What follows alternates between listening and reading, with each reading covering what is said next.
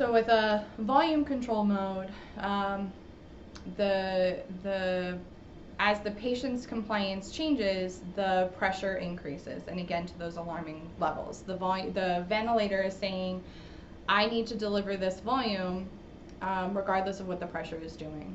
And so again, you can kind of increase your pressures and get to those high, like really unsafe levels and things like that when you've got the less compliant lungs. With a pressure control mode, the ventilator is trying to deliver the same pressure, and when something changes with the patient, again, their compliance changes, their resistance changes, anything like that. So in that example, compliance decreased because the lungs were stiffer, or resistance increased because the bronchospasm happened. The ventilator will continue to deliver that same that same pressure, but because the conditions of the patient has changed, that pressure is now delivering a smaller volume. And so your patients will then end up underventilated. And so in an effort to kind of get the best of both worlds, where you don't have this kind of rigid control of the ventilator, who does have, it does have protective strategies built in. It will dump extra tidal volumes, it will dump high pressures, and alarm, and kind of tell everybody that the stuff is going on. But those particular modes are just kind of, I need to deliver this volume, I need to deliver this pressure, regardless of what's happening with the patient. So in an effort to do that, a lot of ventilators and companies came up with these combination modes or dual modes. So VC Plus is what Puritan Bennett calls theirs, but it is the exact same thing as PRVC, or pressure regulated volume control.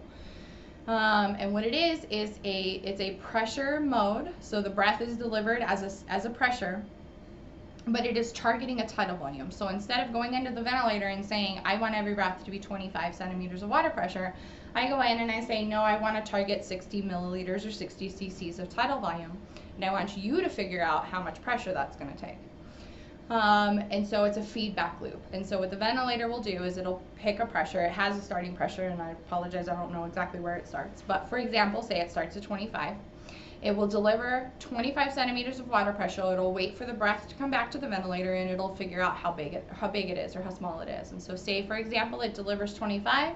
The breath that comes back from the patient is measured at 40 cc's. So we're not at our target. So then the next breath, the ventilator will increase its pressure. It'll say deliver 27.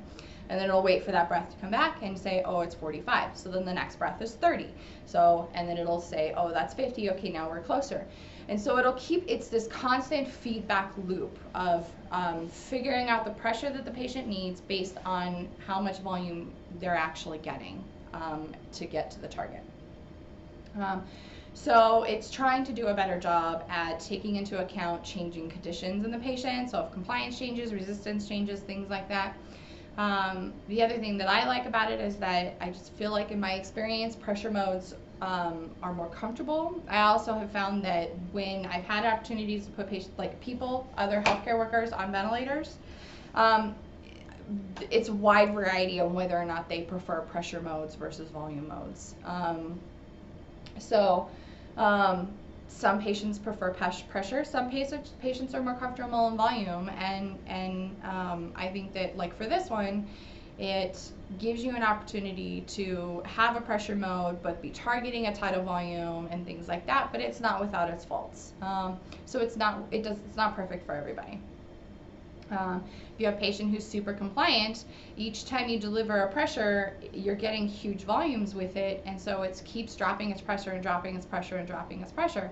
And so sometimes that can just be not enough for what the patient needs, and things like that. So it's not for everybody, but it is a good option that's out there, and you may see it utilized a lot more now in the PIC year. What about when the physicians, when the intensivists are changing the settings while you're at the bedside and they're watching the monitor for vital signs? What exactly are they looking for? So it's usually a variety of things. One of the most popular ones that I think that I've seen Harmon and Abrar do is what's called a PEEP maneuver, a PEEP recruitment maneuver. And they both actually do the 2 different techniques for it. Harmon does it in a slow increment, so he will turn the PEEP up just a couple of notches. He'll go from 5 to 7, and he'll watch the vital signs. He's looking for changes in SATs, blood pressure, and heart rate. And then he just keeps going up and keeps going up until he finds that change, lets them hang out there for a minute, and then backs back off. And so what that is that's increasing the base pressure in the lungs in an attempt to re-recruit alveoli and lung tissue. Brar does it a little bit more aggressively, which is just not a wrong way to do it. It's just a different way to do it. He will often either do it himself or have the RT increase the PEEP very drastically. He would go from 5 to say 15, leave them there for 10 minutes, and then bring them back down. But it's all the same idea of re-recruiting cellular tissue, lung tissue, that has potentially collapsed.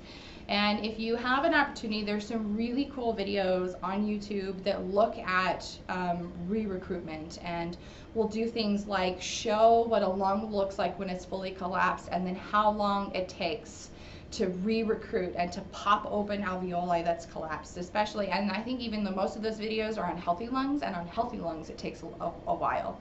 And so then you throw in this disease process where you've got other things going on in the lungs, it's even harder and it takes even longer. Which is the other reason why when we've got patients who are on high PEEPs, we worry about suctioning and disconnecting too often. And it's for that same reason. We don't want to lose what we've already spent so much time recruiting.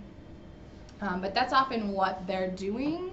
Sometimes they do other things, but usually when they're standing there and looking and touching it and looking and touching and looking, it's a what's called a PEEP recruitment maneuver. What about instances in which the nurse should notify the RT or the MD if there's questions or alarms going off on the vents? What should the nurse be aware of? I think that, in my opinion, use your resources. So I think that there needs to be a constant line of communication between your RT and your MD, and that includes even things that you may think are nuisance alarms. Non-events for you may not actually be non-events, and it needs to be a conversation with the doctor. So the beauty is that every one of the physicians that we have love teaching. So if you have a question, they will spend the time, if they have it, or make the time later in the day to go over it with you, which is why you see all of these drawings and dry erase markers all over all of these patients' doors and whiteboards and whatever, is because they love teaching this stuff. They have a passion for it, and they have a passion for the pediatric population and treating them, and it's wonderful because they're a great resource, and I highly recommend that you use them and ask questions. But that being said, if you're not sure if the order is correct, if the ventilator is set correct, those need to be conversations with your RT. If you're getting constant alarms, like without an explanation, and without any experience, that's a hard determination. So I think always err on the side of calling too much. So you have an alarm that's going off and the patient's not doing anything. So the patient's not crying, the patient's not moving, the patient's not being suctioned, anything like that, that's a call to your RT. Hey, my vent's going off. And your RT will come and check it. If your patient's crying, if they're moving, if you're suctioning them and the vent starts going off, that's likely what's causing it to go off, because the vent's not going to sync very well with that. But again, if you're not sure, then call your RT, call your physician, have them come and look. If you are at a situation, and I've said this in other lectures, so if you've had the opportunity to see this, if you're not sure that what's going on is ventilator or patient, I always encourage you to take them off the ventilator and to bag them. But the second that you take them off the ventilator to bag them, you need to be calling your physician and your RT. Don't be troubleshooting these ventilators yourself. If you are worried that something is happening and you are worried enough that you have to take them off the machinery, then you need not only more hands in there, but you need your experts in there to figure out if that's something with the patient or something with the machine. That's not something you're going to be able to figure out on your own.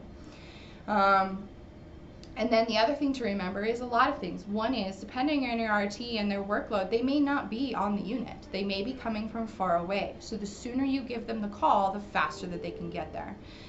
Same thing with the physician. If they've stepped away from the unit or gone down for lunch or something like that, you have to give everyone an opportunity to get there in a reasonable amount of time, without, bagging the patient, say, for several minutes and then being, oh yeah, I should probably call. No, it's like, oh shit, I need the bag, hook them up, bag them on your Vocera, call your RT, call your physician, hey, I'm bagging the patient, and then they will get there. But that's, if I still do encourage you to do that. If the event is alarming and you're not sure what's going on, and you need to take them off the machine, take them off the machine, bag them, great, but call somebody. And you call your charge nurse, things like that. That's not something you should be doing on your own. Perfect. Thank you. Thank you. Any other? I don't think so. I guess just the only other thing that I didn't kind of talk about is a quick little which buttons you're allowed to touch.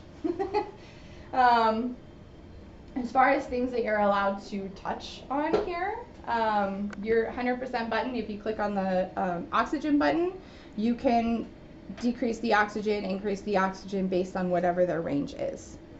This O2 100% is your 100% button. It delivers oxygen at 100% for 2 minutes. You can stop it, you can extend it, you can get rid of this little window so you don't have to see it, but it will continue to deliver oxygen for 2 minutes. The other beauty is that on the pediatric circuit and the adult circuit, so your larger population patients, this defaults to 100%. On your neonatal population, not just neonatal in that they're actually NICU, but neonatal in that they're infant. So they're under, and I believe the weight that I last saw was under 10 kilos is the neonatal circuit. So if your patient's under 10 kilos, they're on the smaller circuit available. And then because the bulk of the patients that are on that are NICU, who have oxygen, can get oxygen toxicity and retinopathy of prematurity and need all of this FiO2 protective thing, the ventilators, when they're in that mode, when they're in that circuit, automatically defaults to only delivering 20% above what this is set at. So for example, say for example I have the patient set at 30% and I hit my 100% button, and this is a neonatal vent, which this isn't, so it's not going to do it, but for example, this, instead of saying 100%, this would actually only say 50% because it only delivers 20% higher than what was set. Now, that being said, this is customizable. So if you click on this, you can change that. So this is what the NICU vent says. Elevated O2 plus 20%. I can change that and I can deliver 100% if it's appropriate for my patient. Okay, and again, you can extend it. Then your alarm silence button. This alarm silence is for 2 minutes. Here's your little bar that shows you what your time is on this. Now, if you, again, are moving the patient, suctioning the patient, doing something with the patient that's agitating them and they're crying and your vent is chronically alarming but there's an explanation for it, don't be afraid to silence that. If you're not sure, then let it beep. Somebody will come in and check on you and check on the vent and stuff like that. But it does keep nuisance alarms down. If you're suctioning the patient, silence the vent. And then we become more responsive to our alarms because we don't hear them as often. That being said, do not leave this alarm silence on and leave the room. If you're suctioning and you silence this, you should be done suctioning within 30 seconds. That means the next minute and a half, this alarm is still silenced. And if you're out of the room and something happens with the patient, that is a minute and a half that there is a problem that nobody knows about. So don't ever, just like you don't leave your monitor silenced when you leave the room, don't ever leave the ventilator silenced when you leave the room. And to stop the silence, the button right next to it is the reset button. So don't silence if you don't know the reason. So again, if you're not suctioning, if you're not moving the patient, if you're not doing something with the patient, and the vent is alarming, don't silence it. Assess your patient, assess the ventilator, call your RT, call your physician. Use your resources. We are here for a reason. This is our job. This is what we're supposed to do. And we need to know what's going on with our machines because on any given day, we have one, maybe two, maybe several units that we're covering, and there have been days when I've been responsible for 6 ventilators in a single shift, and all of those patients and everything that's going on, and I need the nurse's help in telling me when there are issues and helping me keep an eye on all of my patients. So, but as far as changing ventilator settings, don't do it. Call your RT. I don't care if the physician tells you to do it. You can tell them, no, you do it. It's either the physician or the RT that's changing settings. And it really is, ideally, we're not a big fan of the physicians changing our settings either. And there have been occasions when I've told the physicians, please don't do that, and just call me and I will do it. So don't be changing settings, that kind of thing. So, but I think that's it. Use your RTs as a resource. They are here to help, and they care about these patients just as much as you do, and want to advocate and take care of them and do the best thing that's for them. So the more that we work as a team, the better this unit is, and it's still one of my favorite places to be. Thank you, Kathy. Thank you.